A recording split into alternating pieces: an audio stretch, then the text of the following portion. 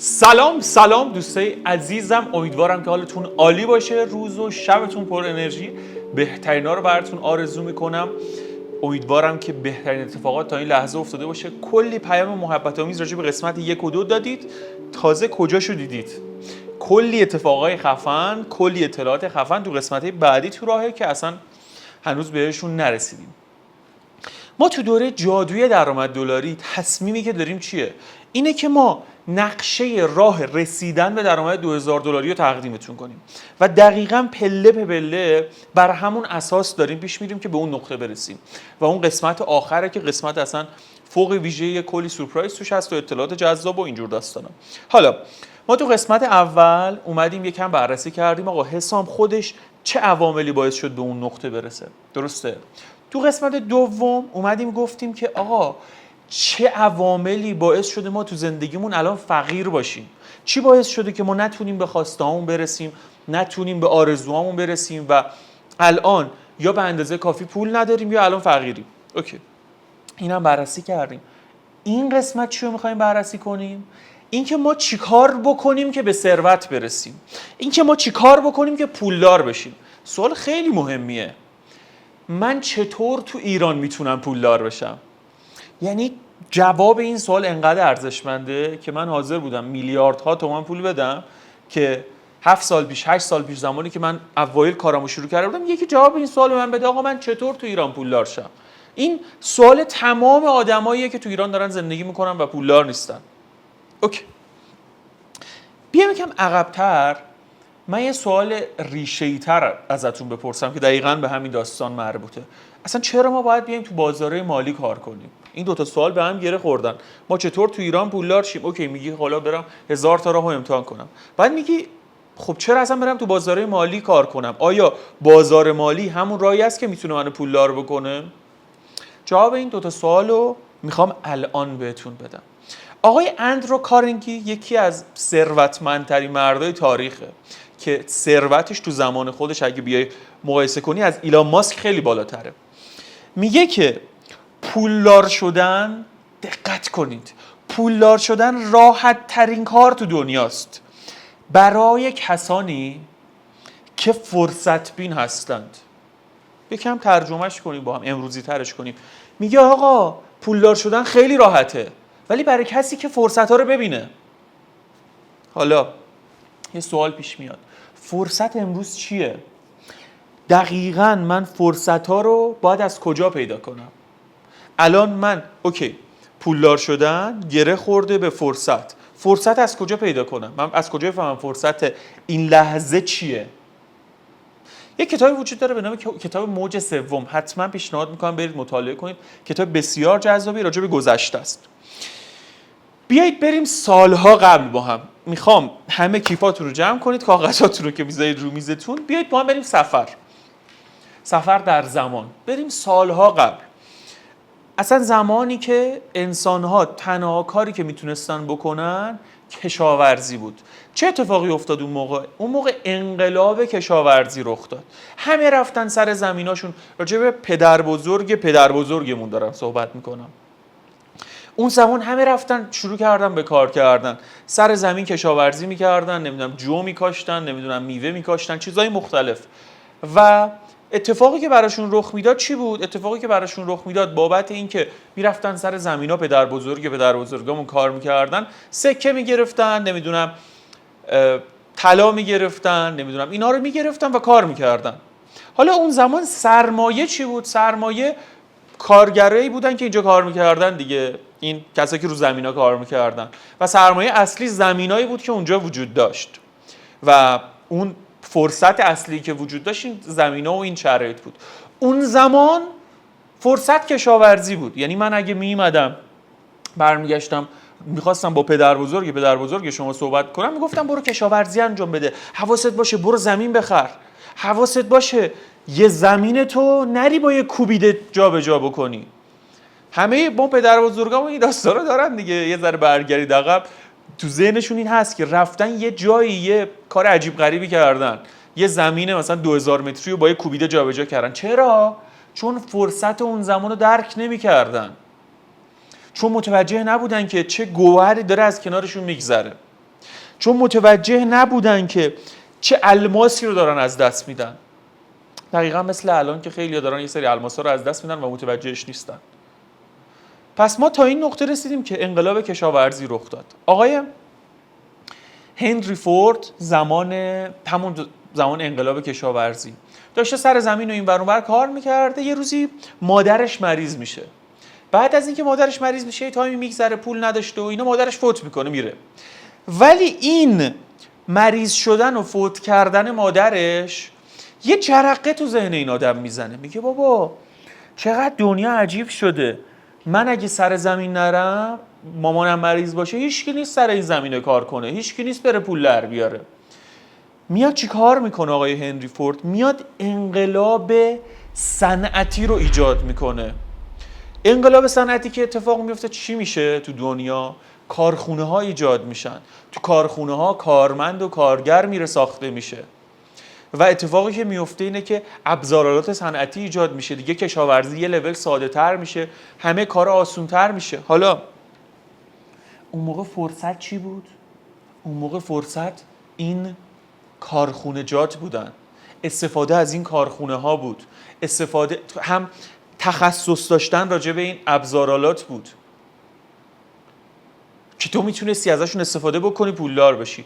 خیلی ها تو قدیم سراغ داریم که الان طرف مثلا واسه بچهش مثلا 19-20 سالشه، باباش 3 تا کارخونه براش گذاشته. چرا؟ چون تو انقلاب صنعتی فرصتایی که وجود داشته رو دیده و ازشون استفاده کرده و پولدار شده. میبینید لول به لول که داریم میایم جلوتر، ما تمام انقلابا رو داریم درک میکنیم، تمام فرصتایی که تو دنیا در مراحل مختلف وجود داشت رو درک میکنیم. الان که برمیگردی گذشته میگی بابا اون مثلا جد ما، پدر بزرگ چقدر آدم ساده‌ای بوده، چقدر آدم خنگی بوده که کوبیده رو جابجا کرده، که نرفته کارخونه بگیره.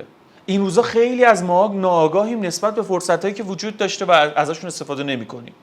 در صورتی که اگه ازشون استفاده می‌کردیم، همین الان ازشون استفاده کنیم، میتونیم زندگیمون رو تغییر بدیم و ثروتمند بشیم. اومدیم یه لول جلوتر. اتفاقی که افتاد چی بود؟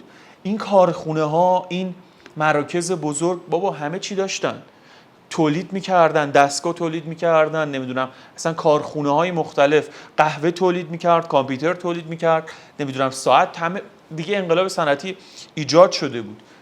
اتفاق چی بود؟ اتفاق این بود که دیدن آقا این فروش محصولاتمون چقدر برون سخته. دیدن که آقا ما نمیتونیم این موبایل رو راحت بریم دونه دونه بدیم دست مردم بفروشیمش.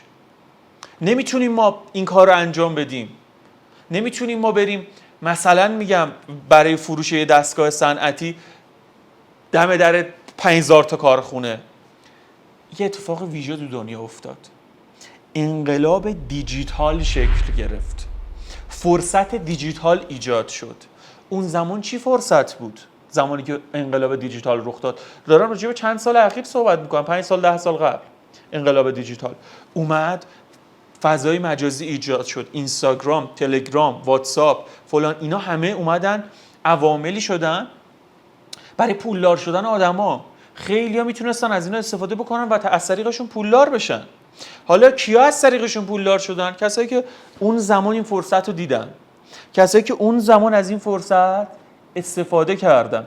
من خودم یکی از کسایی بودم که من همیشه فرصت‌ها رو دیدم در زندگیم. یعنی زمانی که من به دنیا اومدم، به سنی رسیدم که میتونستم درک کنم، کتاب خوندم، مطالعه کردم، فیلم دیدم، کلاس رفتم، همه اینا دست به دست هم داد که من آدمی باشم که آگاه باشم نسبت به فرصت‌ها رو دیدم. زمانی که انقلاب دیجیتال بود، من یکی از اولین کسایی بودم که از فرصتش استفاده کردم. شرکت تبلیغاتی داشتم، آکادمی داشتم، ازش پول در می آوردم، انتا پیج اینستاگرام داشتم، همه چی عالی داشت جلو میرفت. و انقلاب دیجیتال فضایی بود که خیلی ها رو پولدار کرد. بابا هممون یادمونه 5 سال 6 سال پیش میمدیم میگفتیم آقا بیایید از اینستاگرام پول در بیارید. اینستا فضایی که میتونه به شما پول بده. اینستا فضایی که میتونه زندگیتون رو متحول کنه. یه سری اومدن ازش استفاده کردن، میلیاردر، تریلیاردر، هزار تا اتفاق تو زندگیشون افتاد. یه سری‌ها اینجوری نه بابا اینستاگرام یه ماه دیگه فیلتر میشه. نه بابا اینستا به درد نمیخوره. نه ما باید مغازه داشته باشیم. نه ما باید فروشگاه. چه اتفاقی براشون افتاد؟ کسایی که اینجوری فکر می‌کردن ورشکست شدن، درآمدشون کمتر شد و الان شرایط خوبی رو تجربه نمی‌کنن. بابا من خودم آشنا دارم از صمیمیترین اقواممون که هنوز تو انقلاب صنعتی گیر کرده. یعنی یه صنعتی و یه مهارتی و مثلا 10 سال 15 سال پیش رفته یاد گرفته، باشه خیلی مهارت خوبیه. آقا اصلا فکر کنم مهارت لوله کشی یاد گرفته، مهارت نمیدونم برق کاری یاد گرفته، مهارت هر چی. اونو یاد گرفته و تو اون گیر کرده. انقلاب دیجیتال اومده، این همه فضا پول، ولی این هنوز داره همون کار قبل رو انجام میده. هنوز تو اون حاشیه امن قدیمشه. معلومه که اون آدم پولدار نمیشه، ولی اون آدم اگه 5 سال پیش اومده بود از این فرصت انقلاب دیجیتال استفاده میکرد، الان وضع زندگیش چی بود؟ ترکونده بود. حالا من یه خبر بد دارم واسهتون، انقلاب دیجیتال هم دورانش تموم شده. یعنی الان دیگه نمیشه با پیج، الان مثلا تو هر موضوعی که میخوای بری، برو مثلا پیج قهوه بخوای بسازی، 5000 تا پیج هستن که دارن آموزش نمیدونم پیج قهوه دارن، 5000 تا پیج هست آنلاین شاپ لباس دارن، 5000 تا پیج هست آنلاین شاپ فلان دارن. یعنی فرصت انقلاب دیجیتال دیگه آخراشه، تتمه‌اش تموم شده. مدت هاست ما نمیبینیم یه پیج جدید بیاد سری پول در بیاره و اینا. اون زمان که اوایل انقلاب دیجیتال بود، من دقیق یادمه زمانی بود که ما ویدیو میذاشتیم، مثلا نه تو پیج خودم ها، مثلا شرکت تبلیغاتی تو با برندهای مختلف ویدیو میذاشتی تو پیجت، مثلا 500,000 تومان هزینه کردی واسه ویدیو، واسه تبلیغاتش و همه این داستانا، یهو میدیدی مثلا براتون 1 میلیون فالوور آوردش، 1 میلیون فالوور، درآمد 5 میلیارد 4 میلیارد.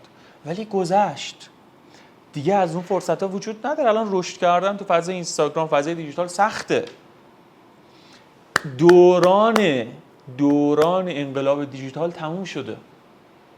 الان که دارم باهاتون صحبت میکنم، فرصتی که وجود داره فرصت انقلاب کوین هاست.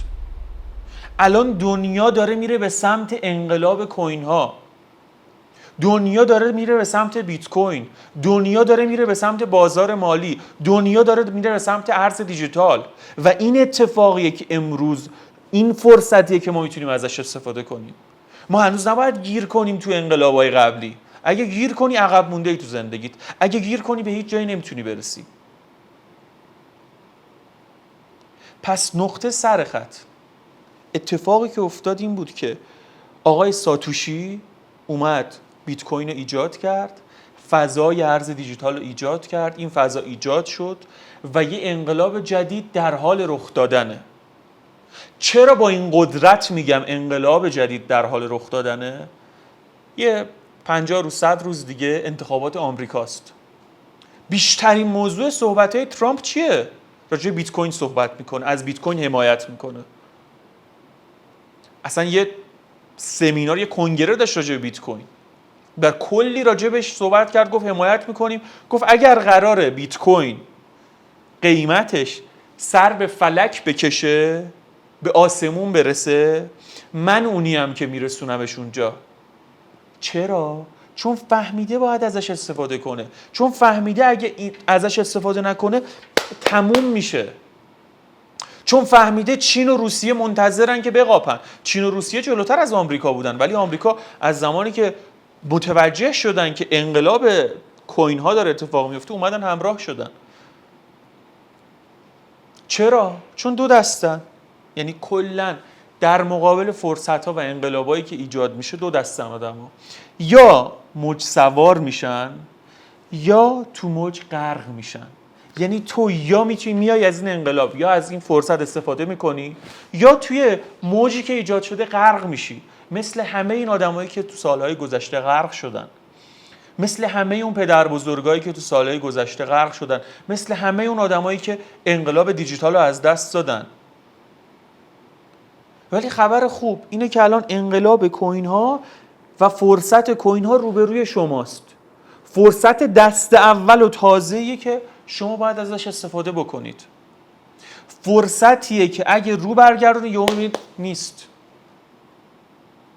با من دیگه دارم راجع به کل دنیا صحبت میکنم، راجع به ایران فقط صحبت نمیکنم. بازار مالی الان بسیار فرصت بزرگیه، هر ورش رو نگاه میکنی یه فرصت واسه پول در آوردن هست. پس نقطه سر خط صحبتام تا این لحظه، ما انقلاب‌های مختلفی رو در سالیان گذشته بررسی کردیم، فرصت‌های مختلفی رو بررسی کردیم، رسیدیم به اینکه آقا الان انقلاب کوین ها داره اتفاق میفته و رسیدیم به این نقطه که آقای اندرو کارنگی گفته بود چی؟ گفته بود آقا اگه میخوای پولدار شی از فرصت استفاده کن. الان فرصت چیه؟ انقلاب کوین ها. الان فرصت چیه؟ بیت کوین. الان فرصت چیه؟ فعالیت تو بازارهای مالی. یه قانونی وجود داره به نام قانون 1990. قانون 1990 چی میگه؟ 1990 میگه 1%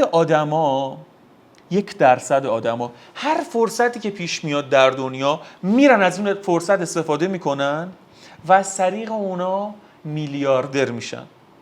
من دارم راجع به میلیارد دلار صحبت میکنم. اون 1% کیان؟ اون 1% کسایی این که اولین نفر اون فرصت رو میبینن. اون 1% کیان؟ اون 1% کسایی هستن که اولین نفراتی بودن که وارد اینستاگرام شدن، پیج زدن. الان کسایی که اولین نفر وارد اینستاگرام شده بودن، پیج زده بودن، فالوورا میلیونی، درآمد میلیاردی هستن. اون 1%. حالا ما یه 9 هم داریم جلوتر. این 9 چیه؟ 9% آدمایی هستن که میبینن آقا فلانی و فلانی این داستان داره میلیاردر میشن، اینا هم میان ورود میکنن، اینا میلیونر میشن. مجموعا میشن چقدر؟ میشن 10%. چقدر میمونه؟ 90%. 90% آدما خنثان. 90% آدما تا آخر عمرشون هیچ کاری انجام نمیدن. 90% آدما لحظه‌ای که دارن میمیرن تمام فرصتایی که تو زندگیشون براشون اتفاق افتاده تو ذهنشون مرور میشه، ولی هیچ کدوم انجام ندادن، فقط نگاش کردن. و اون لحظه که دارن میبینن تمام لحظات خوش زندگیشون، پولایی که میتونستن در بیارن، ماشینایی که میتونستن بخرن، خونه‌هایی که میتونستن بخرن، از جلو چششون رد میشه، ولی هیچ کدوم انجام ندادن. خواهشی که دارم قانون 1990 جدی بگیرید. جز این 90% بازنده جامعه نباشید. جز این 1%، جز این 9% باشید. حالا خبر خوب چیه؟ خبر ویژه چیه؟ اینکه هنوز 1% از جامعه ما هم نیومدن از فرصت ارز دیجیتال استفاده بکنن. ما جامعهمون چقدر الان آدم توشه؟ ما افراد جامعهمون چند نفرن؟ 80-90 میلیون نفر. 80-90 میلیون تا ما آدم داریم تو جامعه. حالا سوال چیه؟ سوال اینه که چند نفر دارن از فضای ارز دیجیتال پول در میارن؟ چند نفر دارن از فضای بازارهای مالی پول در میارن؟ من پرسیدم، تحقیقاتش کامل و واضح وجود داره همه جا. ماکسیموم ترین حالتش رو در نظر بگیرید 80-90 هزار نفر دارن از این فضا پول در میارن. 80-90 هزار نفر. میدونی یعنی چی؟ یعنی 0.1%.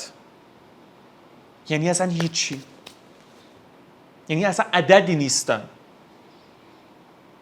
یعنی ما 1 میلیون نفر جا داریم که بیان از این فضا پول در بیارن که تازه بشن جزء 1%.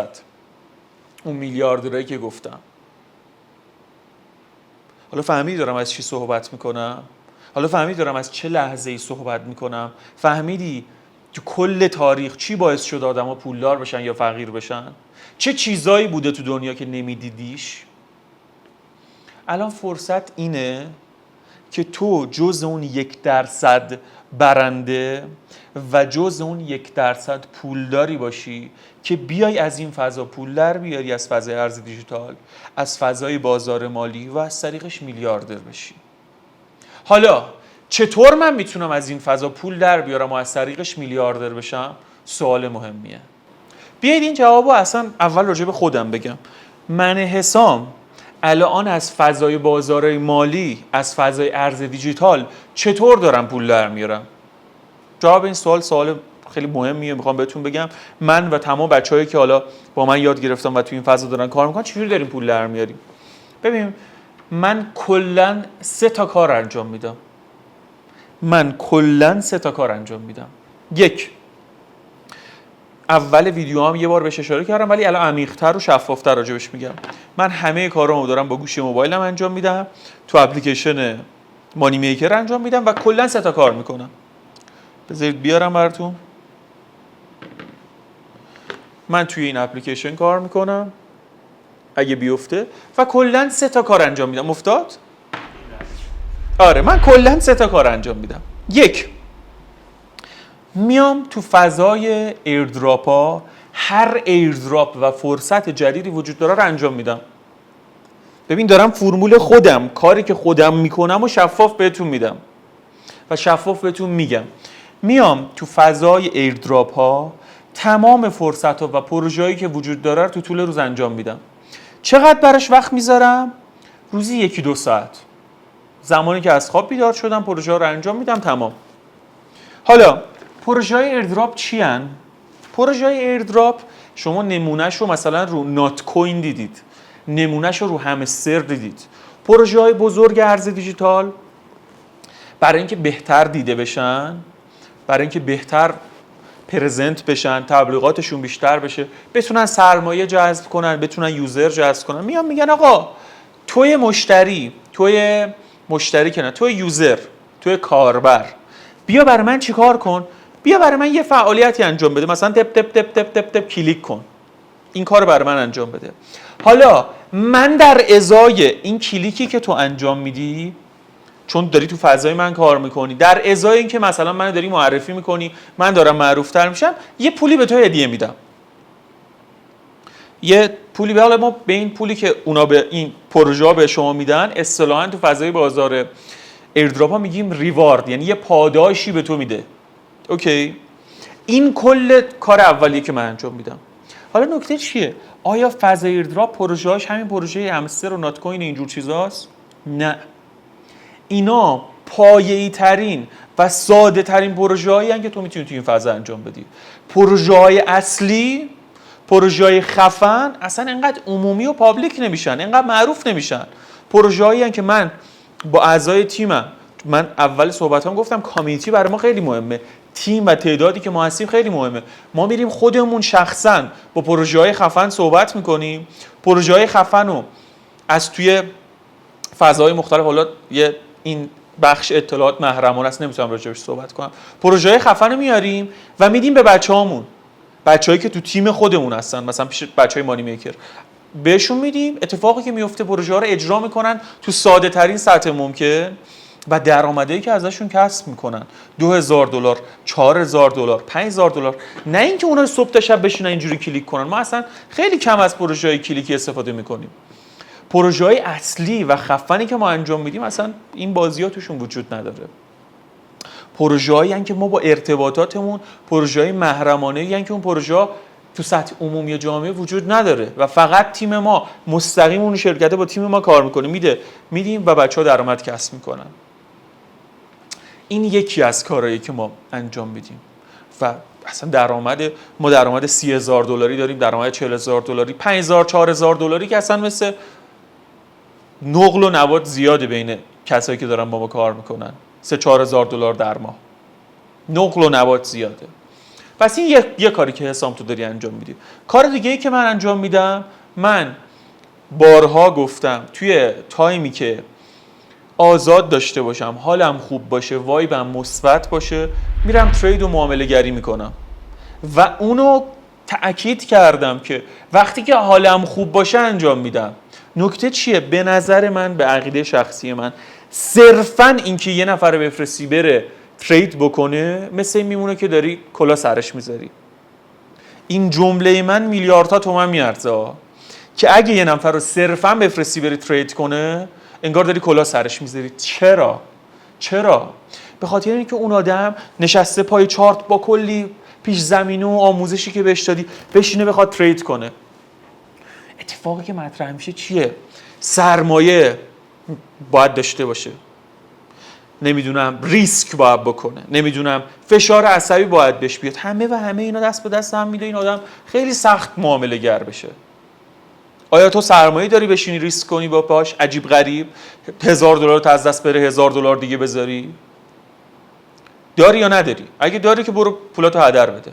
بعد سوال رو چند نفر ما داریم که صرفاً تریدرن و پول دارن؟ برید اطرافتون بگید آقا ما 10 نفر سراغ دارم تریدرن، پول دارن، منم میخوام برم 11 بشم، میگم بفرمایید. ولی نیست. واقعیت اینه که صرفاً تریدر بودن کار اشتباهیه. صرفاً تریدر بودن، یه نفر بهت بگه برو صرفاً تریدر شو پولدار بشی، انگار داره کلا سرت میذاره. مصداق بارزشه. یه دلیلش گفتم سرمایه، یه دلیلش گفتم ریسک، یه دلیلش گفتم استرس، فضای ذهنی، همه اینا دست به دست. حالا چطور یه کسی میتونه با تریدم خوب پول در بیاره، تریدم بکنه؟ مثل من پولمو بدون سرمایه اولیه، بدون ریسک از ایردراپا در میارم، $2000 $3000 $4000 میام میگم خب اوکی من $4000 پول در آوردم، $1000 یه معامله گری هم میکنم، $500 هم سود کردم، خدا رو شکر، میرم و از این پول استفاده میکنم. ولی فکر کن من حالا $500 رو ریسک کردم، استرس دارم، نمیتونم پولدار بشم از این فضا.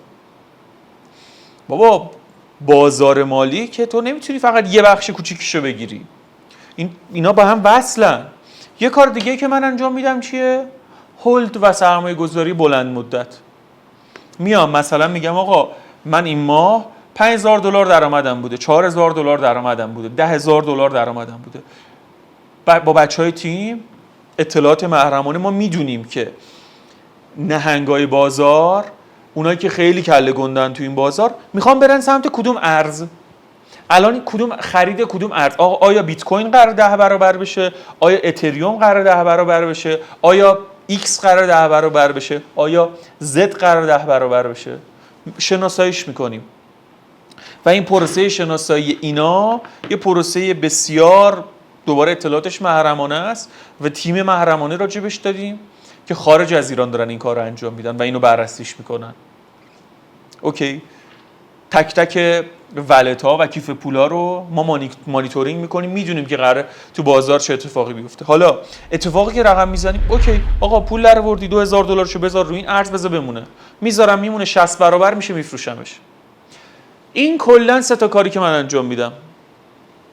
به عقیده من یک نفری که میخواد تو بازار مالی پولدار بشه، میخواد از فضای ارز دیجیتال پولدار بشه، کسیه که اینا رو با هم داشته باشه. بابا یه ماشین با یه چرخ حرکت نمیکنه، باید چرخ داشته باشه، 4 تا جلو عقب بالا پایین بتونه حرکت کنه. تو با یه دونه پا خیلی سخته راه رفتن برات. اینکه صرفاً بری بگی من صرفاً ترید میخوام بکنم، صرفاً اینو، صرفاً نمیتونی. باید اینا رو در کنار هم داشته باشی، یه ماشین پولسازی برای خودت بسازی. مثل من که حالا اصطلاحاً ما با بچه‌ها صحبت می‌کردیم، میگفت مانی میکر و حالا اون فعالیت سه‌گانه‌ای که توش وجود داره، گوشی شما رو تبدیل می‌کنه به دستگاه چاپ پول. باید یه سیستمی وجود داشته باشه گوشی تو رو تبدیل کنه به دستگاه چاپ پول. باید یه ساختاری وجود داشته باشه. تکی نمیشه، یه دونش نمیشه، یه دونش کلاهبرداریه. صرفا من بگم برو تو، مثلا میگم سرمایه گذاری بلند مدت کن، ممکن تو پول نداشته باشی. صرفا بگم ترید کن، ممکن سرمایه نداشته باشی. تو باید این ستا رو با هم، تو باید از ایردراپ ها $4000 $5000 $10000 پول در بیاری، بعد از اونو یه بخشیشو بیای سرمایه گذاری بلند مدت، هولد برای آیندهت، برای 5 سال، 1 سال بعد، 6 ماه بعد که 20 برابر 30 برابر بشه، یه ثروت خفن برای تو بسازه. یه بخشیش هم که حالا معامله گری میکنی، زمانی که حالت خوب بود سودم کردی، نوش جونت. که ما راجع به اونم حالا سیگنالاش مهمه، کی بزنی کی بیاری، اینا همه تک تک نکتهایی که قابل اهمیت. حالا سوالی که وجود داره اینه که من برای این که توی این فضا پول در بیارم، از این چرخ دنده، از این ماشین، از فضای بازار ارز دیجیتال پول در بیارم، باید چی داشته باشم؟ چه ابزاری مورد نیاز منه؟ تو 2 تا ابزار نیاز داری. یک گوشی موبایلت و 2 اینترنت. اگر تو این 2 تا رو داری، یعنی ابزار لازم برای پول در آوردن از این فرصت رو داری، یعنی ابزار لازم برای پولسازی از این فضا رو داری، دیگه نباید بهانه بخوای. حالا تنها چیزی که به جز این 2 تا نیاز داری اینه که یه نفر مثلا اون اطلاعات محرمانه که راجعش صحبت کردم، پروژه‌های محرمانه، سیگنال‌های محرمانه، اطلاعات محرمانه رو بهت بده. همین. تو اینا رو با هم داشته باشی تمومه. حالا موبایلی که خودت داری، اینترنت رو داری، چش رو داری ما رو می‌بینی. تنها چیزی که تو نیاز داری الان، تنها چیزی که باید داشته باشی و پول در بیاری، این پروژه‌های محرمانه است. این اطلاعات و سیگنال‌های محرمانه است. داشته باشی میتونی راحت پول در بیاری. 4 تا آموزشش اینم که من بهت میدم. و این خبر ویژه‌ایه که وجود داره. شاید تو اگه قرار بود بری از انقلاب کشاورزی استفاده کنی، نیاز داشتی که با بزرگت زمین داشته باشه. شاید تو زمانی که می‌خواستی از انقلاب صنعتی استفاده بکنی، بهانت این بود که آقا کارخونه دار نداریم تو فامیلمون، من مهارتشو بلد نیستم. شاید تو زمانی که می‌خواستی از انقلاب دیجیتال استفاده کنی، به گفتی آقا من مثلا میگم ممکنه فیلتر بشه، ممکنه نمیدونم من اصلا گوشیم دوربینش خوب نیست. ولی الان دیگه این صحبت‌ها نداریم. این فضا انقلاب کوین ها هیچ چی نمیخواد ازت. یه دونه موبایلت، خودت، اینترنت، تمام. تو میتونی از تمام فرصتش استفاده کنی پول بسازی. با فرمولی که من بهت میگم، با فرمولی که من بهت میدم. حله؟ اینم از این. حالا نکته‌ای که وجود داره اینه که من یه خبر خوب و ویژه‌ای که براتون دارم، میخوام تمام سوالات و دغدغه‌هایی که شما دارید رو بهتون پاسخ بدم. امروزی که من دارم ویدیو رو براتون میذارم احتمالاً چهارشنبه است. احتمالاً چهارشنبه است که این ویدیو در اختیارتون قرار میگیره. اوکی، ما پنجشنبه ویدیو نخواهیم داشت چون پنجشنبه رو استراحت براتون در نظر میگیریم که یه ذره ریلکس باشید و اینا. جمعه و شنبه دوباره فایل داریم. قسمت یه دونه مونده با آخرمون جمعه میاد، قسمت آخرمون خدمت شما رسیدم شنبه میاد. من فردا یعنی روز پنجشنبه یه باکس میذارم توی اینستاگرامم، یه استوری میذارم، میگم آقا شما هر سوالی راجع به پول درآوردن توی این فضا دارید بپرسید. هر سوال، هر دغدغه‌ای دارید بپرسید. تو قسمت چهارم، الان قسمت سوم، تو قسمت چهارم میام تمام دغدغه‌هاتون رو جواب میدم. مثلا قسمت چهارم من منتظر میمونم شما همه سوالاتون رو بپرسید، اسکرین شات میگیرم، دونه دونه میام تمام سوالاتون رو جواب میدم. دیگه چی از این بهتر؟ یعنی من میخوام خیالتون تو تمام ابعاد ذهنتون خلاص بشه. یعنی خیال راحت وارد این مسیر بشید. خیال راحت پول در بیارید. و دوباره خبر ویژه‌ای که وجود داره اینه که ما تو قسمت بعدی دیگه میریم سراغ نقشه راه اصلی رسیدن به درآمد $2000 سرمایه اولیه بهتون میدیم. خیال راحت دیگه بتونید تک تکتون از این فضا پول در بیارید. اگه بخوام یه خلاصه کنم این قسمتو، ما فهمیدیم که راز پولدار شدن اینه که ما باید از فرصت‌ها استفاده بکنیم.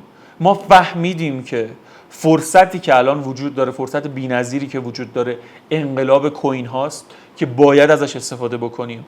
فهمیدیم که حسام علی‌نژاد خودش با ایردراپ و معامله گری و هولد چطور داره از این فرصت استفاده میکنه و چطور داره از این فضا پول میسازه. من اسکرین شات پولایی که در آوردم از تک تک اینا رو میذارم براتون که بدونید چقدر راحت میتونه از این فضا پول در بیاد. و فهمیدیم که تو قسمت بعد، یعنی فردا، همتون استوریای من نگاه کنید، حواستون باشه هر سوال و دغدغه‌ای دارید بپرسید که تو قسمت چهارم جواب سوالاتون رو بدم و استفاده کنید و دیگه هیچ مانع و دغدغه‌ای برای اینکه وارد این مسیر بشید و ازش پول در بیارید نداشته باشید. خیلی دوستتون دارم. منتظر نقشه درآمد $2000 باشید. قسمت آخر بسیار قسمت جذابیه. ارادتمندم.